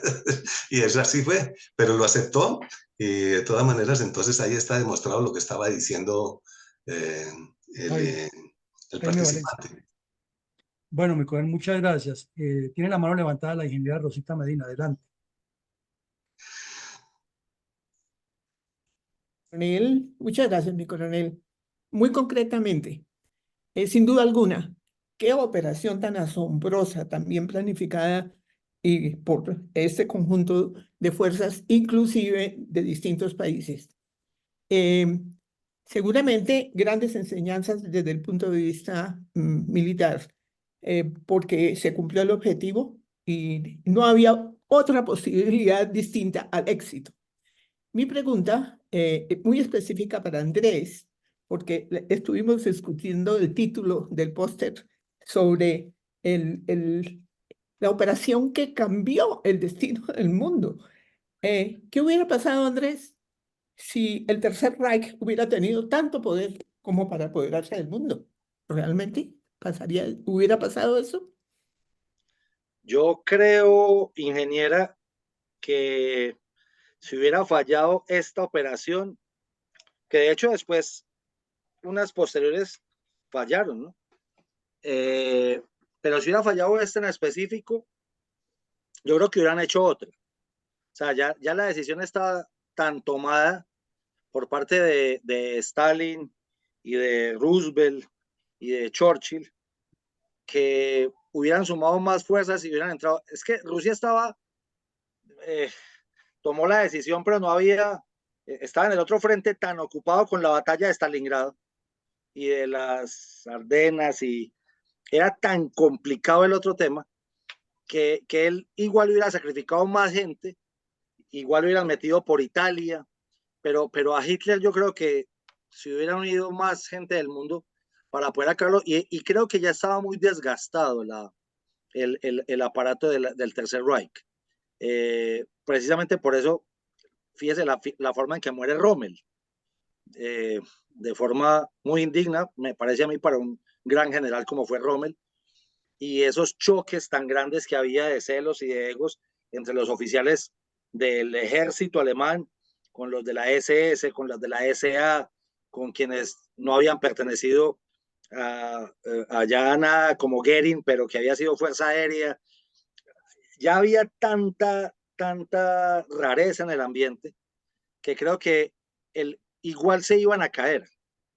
La operación Valkyria, ellos no iban a aguantar mucho tiempo más tampoco, y creo que de los mejores estrategas, y todo mi respeto para el general Erwin Rommel, pero es que el ejército alemán no era capaz ya de aguantar al Tercer Reich.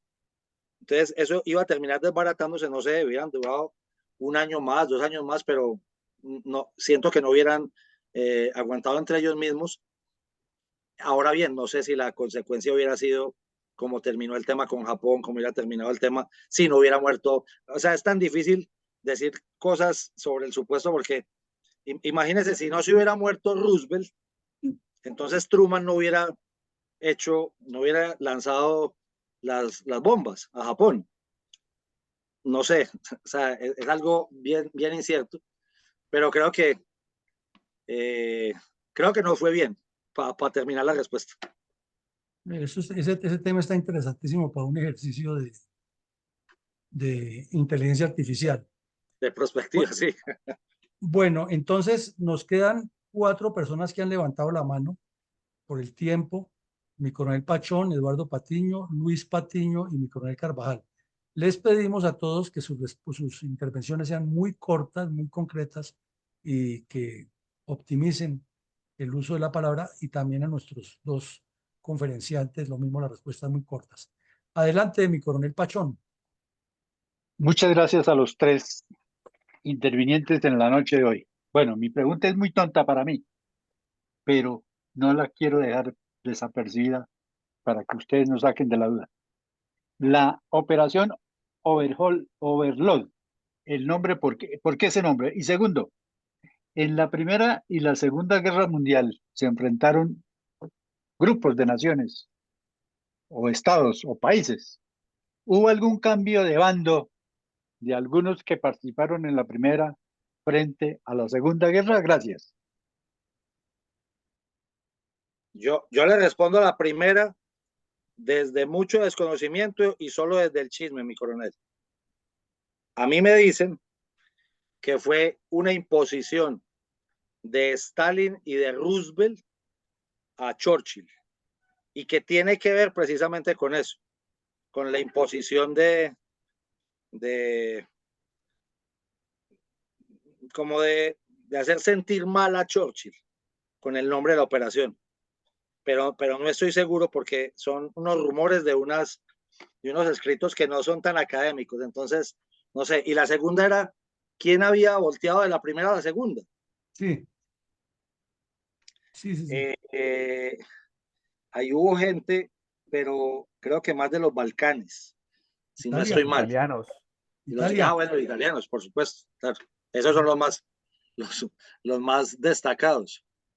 Pero perdieron las dos veces, ¿no? Y los franceses que jugaron a las dos bandas con los dos. Con Vichy. Sí, con Vichy. Y mi coronel González tiene algo para agregarle a la pregunta de mi coronel Pachón. Gracias, mi coronel. Creo que si no entendí mal, tal vez porque hubo un salto aquí de sonido, se refiere al cambio de frente, es el cambio oriental cuando estaba comprometido con el frente occidental. No, la pregunta de mi coronel es concreta, es que por qué el llamado Overlord es una. Y la Sí. segunda, que si en la Segunda Guerra Mundial hubo algún país que durante la Primera Guerra Mundial estuvo en el bando contrario. Ah, ya. No tengo conocimiento de que haya estado en el bando contrario. De pronto serían los italianos, que se cambiaron a los aliados cuando ya vieron perdido, que no podían, el eje que se llamó, estaba perdiendo la guerra. Tal vez sería eso, es la única que yo creo que se podría considerar como un cambio de bando. No, y porque en la Primera Guerra Mundial pelearon contra Alemania y después en la Segunda eran aliados de Alemania, mi coronel. O sea, eran un poco de bandas. Y pues respecto a la pregunta que hace mi coronel, en internet hay informaciones que dicen que era Overlord, que significaba como un señor por encima de, pero como dice Andrés, no está muy bien probada, porque Overlord significa más o menos una traducción de señor supremo. Bueno, entonces tenemos ahora al historiador Eduardo Patiño. Eduardo, cortico, directo y no es posición paralela. Correcto, coronel, tranquilo, no hay problema. Bueno, en primer lugar, pues felicitar a los tres expositores por tan brillante tema, un hito histórico muy importante a nivel mundial. Y bueno, yo tengo dos preguntas ahí concretas. La primera, ¿por qué nombraron a Eisenhower comandante supremo de las Fuerzas Aliadas, siendo que Eisenhower no era un comandante operativo? Tengo entendido que él era líder experto en abastecimientos o en logística, si no estoy mal. Y la segunda, ¿por qué no enviaron a George Patton, al general George Patton, al combate ya cuando se dio la operación Overlord, que sabemos que Patton, pues sí, lo pusieron en una operación de señuelo contra los alemanes, pero ya cuando llegara la operación en sí, ¿por qué no lo enviaron al combate, siendo que lideró el desembarco de Sicilia? Muchas gracias. Mi coronel González, si nos puede ayudar con esa respuesta para Eduardo. Pues en mi opinión, no pusieron a Eisenhower como comandante porque es que inicialmente la guerra era más logística que de balas, que de disparos, como era precisamente ese descomunal movimiento de tropas desde Inglaterra a través del canal para llegar a la costa continental. Y eso requería un comandante que garantizara que no iban a ser unas tropas que después de unos pocos meses de combate en el continente iban a quedar abandonadas y expuestas, como sucedió con lo de Dunkerque. De tal manera que a mí me parece muy acertado que se hubiera hecho de esa manera. Y después, pues ya ese comandante no había necesidad tampoco de cambiarlo después del desembarco, porque tenía sus comandantes operativos como Patton, que ya los hemos mencionado, en fin, los demás, Bradley y el resto de Marshall, pues que eran magníficos comandantes de operación, de maniobra, de combate. Entonces simplemente él se podía dedicar, como se dedicó, a la parte más política, a armonizar los esfuerzos entre Estados Unidos y Gran Bretaña, que también era muy logístico porque había que llevar mucha logística a través del Atlántico, que llegara a Inglaterra y después pasar a Europa. Y a la parte pues más política de Churchill, las diferencias con Stalin, las diferencias con Eisenhower, en fin, perdón, con Roosevelt. Entonces, era idóneo para eso.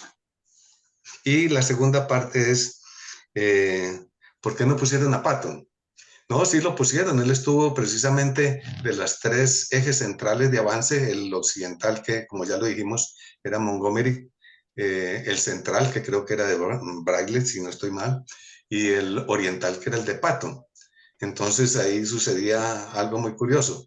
Por el occidente se le pedía a Eisenhower que apoyara a Montgomery, y por el oriente Patton también pedía ayuda porque también se estaba viendo en las de malas, y además él quería coger el comando central del ejército central. Entonces, creo que estuvo bien designado de esa manera. Hubo algunas dificultades y hubo discusiones entre ellos también, como ya cuando vino casi llegar a los Países Bajos para cruzar los ríos y todo eso, pero bueno, lo hicieron de todas maneras bien. Bueno, Andrés, ¿algo muy concreto respecto a eso? Sí, señor. Yo tengo información, la información que tengo sobre eso es que inicialmente el comandante de la operación iba a ser Frederick Morgan, un británico, que es el que termina haciendo la planeación. Pero precisamente buscaron a alguien, y hay que aclarar algo. Eisenhower era oficial de infantería, no era un oficial pues logístico precisamente. No había tenido, creo que el desempeño como comandante de batallón o comandante de brigada, algo así, pero no era un oficial pues simplemente logística, era un oficial de infantería, graduado del arma de infantería. Pero lo que lo hicieron que lo pusieran ahí al frente de eso, es que era un general más político que operativo, y precisamente en contraste con Patton. Hasta donde me dicen a mí, hasta donde me dicen los libros, pues a mí, fue decisión de Marshall, precisamente, de George Marshall. Necesitaban a alguien que concitara más, a que ahondara las diferencias entre las tropas distintas que había que conciliar. Entonces, creo que lo ponen a él precisamente es por eso. Y mire que, pues, ¿cómo le dará la razón después la historia? Que termina siendo, y ni siquiera Marshall, que fue secretario de Estado, termina siendo Eisenhower después presidente de los Estados Unidos, y con un buen desempeño en el principio de la Guerra Fría. Yo le agrego lo siguiente, Andrés, es que en Estados Unidos también, dentro de las fuerzas militares, hay unos cambios abruptos de la antigüedad y de los altos nombramientos, y puede que un oficial más antiguo quede en algún momento dependiendo de uno mucho menos antiguo. Y como Estados Unidos fue el que puso la plata, puso la batuta, y en las conferencias previas que usted nos mencionó, llegaron a unos acuerdos de cuándo se hacía la invasión. El señor Roosevelt, asesorado por Marshall, que era tal vez el mejor planificador que ha tenido Estados Unidos tanto en la guerra como en la política, lo recomendó. Y además Roosevelt tenía mucha confianza en Eisenhower, y no tanta como la que le significaba MacArthur y lo quería tener amarrado en el Pacífico, además porque lo estaba haciendo bien allá. Entonces, por esa razón lo puso. Y ahora, Patton era un gran soldado, pero no era el estratega, ni era el estadista, ni era el hombre visionario que podía manejar a Churchill, porque Y era que estaba manejaba, caídísimo, sí, además porque le ha pegado a un soldado y no sé qué más cosas. estaba caídísimo. Sí, Y recuerdo eso. el tema es que el señor Roosevelt tenía que jugársela para demostrarle la superioridad a Churchill y le mandó al más hábil y efectivamente lo fue, y usted lo dice. No solo que fue el presidente de Estados Unidos del 51 al 60, sino que realmente un hombre que marcó la historia de Estados Unidos y del mundo. Eh, entonces, dejamos ahí. Tenemos la pregunta de José Luis Patiño, por favor, muy concreto, José Luis, para que nos ayude con el tiempo. Bueno, primero que todo, muy buenas noches. Gracias por estos espacios tan importantes que nos brindan para retroalimentarnos y conocer nuestra historia. Verificando pues lo que decía mi coronel y mi capitán referente a la estrategia de defensa que realizó Erwin Rommel, que pues ustedes saben que él llegó de allá de la parte de la campaña del África y a él le fue entregada la responsabilidad del muro del Atlántico. La estrategia de Rommel era una estrategia innovadora, desplegar todas las unidades Panzer o las mejores unidades blindadas de las juventudes hitlerianas al borde de la costa, contrario a lo que hizo el Führer de centralizarlas en un poco más en la zona continental para atacar cualquier tipo de ataque por cualquiera de los sectores de la costa. Entonces la pregunta es muy puntual. Si la propuesta táctica y estratégica en el marco operacional se hubiera adoptado a la propuesta innovadora de Erwin Rommel, eso hubiese sido un punto de declive para retrasar y obviamente todo lo que eso conlleva cuando se fracasa en algún tipo de operación militar, eso hubiera sido efectivo para poder, por así decirlo, repeler satisfactoriamente y mantener aún a salvo, pues en términos alemanes, lo que tiene que ver con su muro del Atlántico Norte y continuar controlando pues el tema de la parte de Europa continental. Muchas gracias. Gracias, José Luis. Yo creo que sí, para serle bien sincero, yo creo que sí, si se hubiera hecho la estrategia de Rommel como él la había soñado, como él la había preparado, como él la tenía, y creo que la tenía muy clara porque venía precisamente del Africa Corps con mucho éxito, pero eso precisamente le había generado esa cantidad de celos al interior del alto mando, o más bien no del alto mando, sino del círculo cercano a Hitler.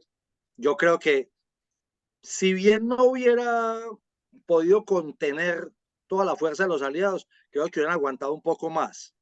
Y de pronto, no se sabe si les hubiera tocado relanzar otra operación, pero creo que él hubiera podido aguantar un poco más la embatida de los aliados. Gracias, Andrés. Mi coronel González.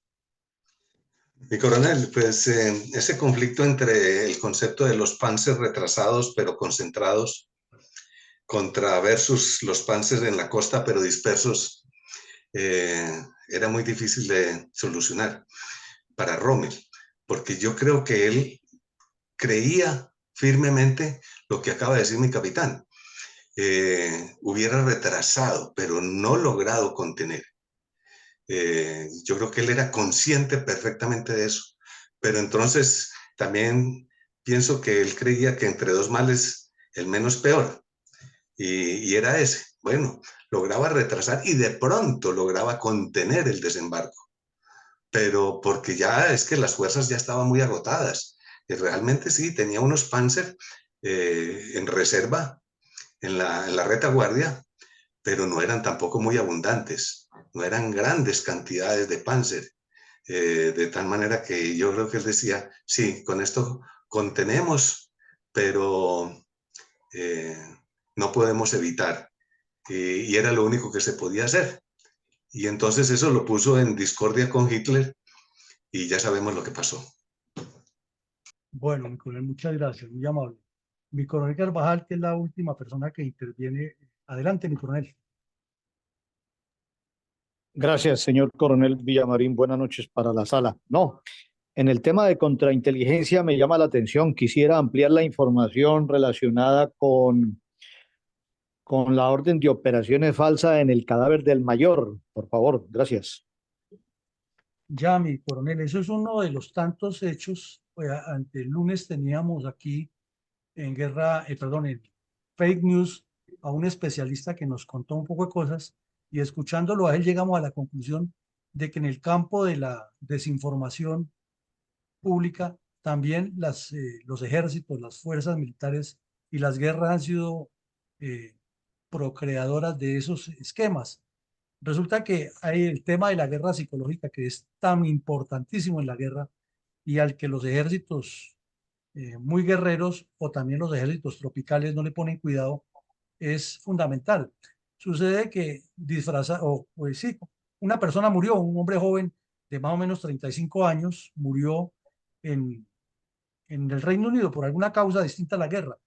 Entonces, tomaron ese cadáver, lo acicalaron bien como si fuera un oficial, le colocaron el uniforme del ejército británico y lo llevaron al mar y lo arrojaron y sacaron la falsa noticia de que había habido un accidente de unas tropas que estaban en En las costas de España, mi coronel.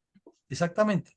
Entonces, el cadáver fue encontrado por la inteligencia alemana y cuando encontraron ese documento creyeron que han descubierto que el plan estratégico perfecto de Alemania.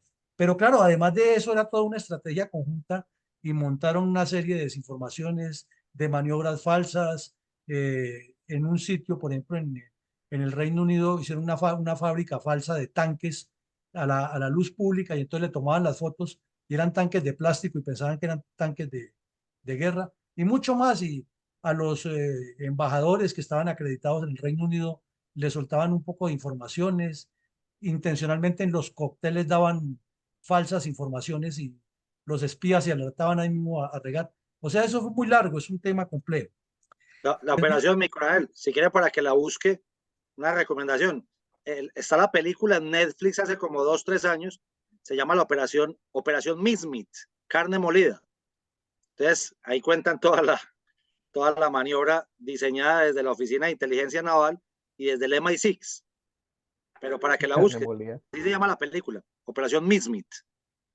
Bueno, entonces, a todos ustedes, muchísimas gracias. Creemos que hemos hecho un ejercicio muy disciplinado, gracias a Andrés y a mi coronel González, que siempre nos tienen muy entretenidos y muy atentos con sus explicaciones. Lamentamos pues que personas tan conocedoras que nos acompañan aquí no tengan la oportunidad de intervenir en este escenario, pero es que se nos alarga y se nos comienza a ir la gente y perdemos el foco. Y entonces nosotros trabajamos mucho el objetivo aquí en la Fundación. El objetivo de hoy era hacer una evaluación geopolítica y estratégica muy concreta de esta operación. Y claro, cada persona tiene un montón de cosas y entonces nos hubiera salido del tema. Pero creemos que lo logramos, el objetivo que es dejarles a todos o dejarnos a todos la tarea de seguir investigando. Respecto a la duda que tiene la ingeniera Rosita que le preguntaba a Andrés Úsuga y que Andrés la respondió palabras más, palabras menos, dando a entender que Hitler estaba muy ya devaluado y él mismo las más dificultades internas de Alemania. Pero es que hay otra cosa que se ha dicho mucho, muchas veces, en muchos escenarios académicos, militares y estratégicos, es que si Hitler o si la operación hubiera fallado, había corrido el enorme riesgo de que la bomba atómica se hubiera ensayado primero en Alemania y después en Japón. Entonces es otro detalle que tampoco hubiera tenido el señor Hitler ninguna salida. Alemania estaba tan depredada por el oriente como por el occidente y fuera de eso Hitler también depredándola internamente, que era prácticamente un castillo de naipes que estaba que se caía. Y eso nos lleva a la siguiente conclusión de las muchísimas que podemos sacar hoy. Es que el peor error que hay en la guerra y en la política y en la vida, y que es la antesala de todo fracaso, es perder la iniciativa, es perder el control y cedérselo al adversario. Ejemplo sencillo, me imagino que todos los que estamos en esta sala alguna vez hemos cogido una raqueta de tenis o de ping-pong para jugar tenis o ping-pong. Y sabemos de antemano que el que le cede la iniciativa al otro, comienza el otro a colocarle la bola al lado y lado y lado hasta que le mete el golpe mortífero. o seguramente todos hemos asistido a una corrida de toros y el arte del torero es llevar al toro en los 3/3 hasta clavarle el espadín sin necesidad de descabellarlo, y ese es el gran torero. Entonces, esta enseñanza nos debe quedar aquí para la política. Lo peor que puede pasarle a un país, y en este caso a Colombia, es que le cedamos la iniciativa al señor que está en el poder, porque nos va a poner a jugar al ritmo que él quiere, y lo está haciendo de hecho.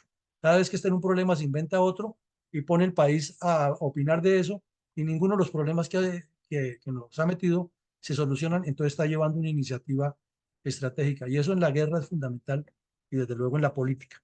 Lo mismo, otra conclusión de todo lo que vimos hoy, que son muchísimas más, es que los aspectos políticos deben estar identificados plenamente con los objetivos militares.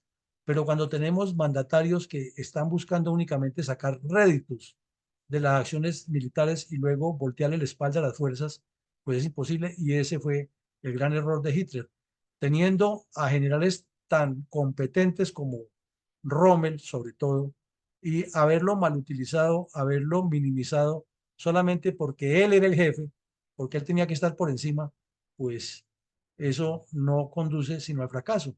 Entonces, lo militar y lo político deben estar identificados, y aquí en Colombia sí que lo hemos vivido por largo tiempo, que no hay esa identidad. Y en tercera medida, para no alargar tanto las conclusiones, porque serían muchísimas más, pero en aras de dejarnos un concepto claro, es la maniobrabilidad que depende indistintamente y atada totalmente, depende de la voluntad política para que la logística funcione. Unos hombres bien dotados, bien motivados y con una logística suficiente hacen maravillas como la de esta operación y muchísimas más. En síntesis, hemos hecho hoy un deber histórico, que es recordarle a la humanidad algo tan trascendental que cambió el curso de la historia, que nos puso a reflexionar en torno a lo que es capaz el ser humano de hacer cuando asume la orilla del mal, como también lo que es capaz el ser humano cuando enfrenta con gallardía, con decisión y con el poder de las armas, de las ideas, de la creatividad y de la sinergia en el ejercicio conjunto, una respuesta a una agresión tan grave. El mundo estuvo en grave riesgo, como lo está tendiendo hoy, y aparecieron hombres brillantísimos como Eisenhower, como Bradley, Patton, MacArthur, Marshall, Roosevelt, los secretarios de Estado que fueron fabulosos, los secretarios de guerra de Estados Unidos, el mismo Montgomery, Churchill, De Gaulle, fueron personajes que cambiaron la historia. Por eso a todos les recomendamos. Bertrand Ramsay, mi coronel, no lo olvidemos. No, no, no me puedo olvidar. Y le recomendamos a todos que lean, relean el libro Los líderes de Richard Nixon, porque ahí cuenta cuál era la personalidad de cada uno de estos hombres y tenemos mucho que aprenderles. A todos, muchísimas gracias. Los invitamos a que nos acompañen en estos conversatorios que siempre nos dejan muchas ideas y nos ayudan a ser mejores ciudadanos y a construir una mejor Colombia y un mejor país de donde venimos. Que Dios nos acompañe, nos ilumine y proteja a todo nuestro continente, porque como dicen coloquialmente en Colombia, el palo no está para cucharas. Una feliz noche para todos. Gracias y feliz noche.